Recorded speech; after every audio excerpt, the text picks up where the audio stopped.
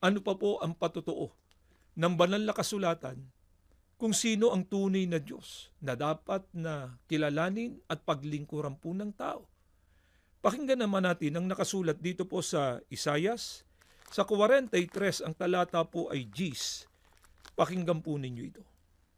Israel, ikaw ang saksi ko. Hinirang kita upang maging lingkod ko, upang makilala mo ako at manalig ka sa akin. Walang ibang Diyos na una sa akin, ni merong pamang iba na darating. Sa mga talatang binasa po namin sa inyo, ang Diyos mismo ang nagsasalita at may pahayag. Ano po ang kanyang patotoo? Ang sabi ng Diyos, walang ibang Diyos na una sa akin, ni meron pa mang iba na darating.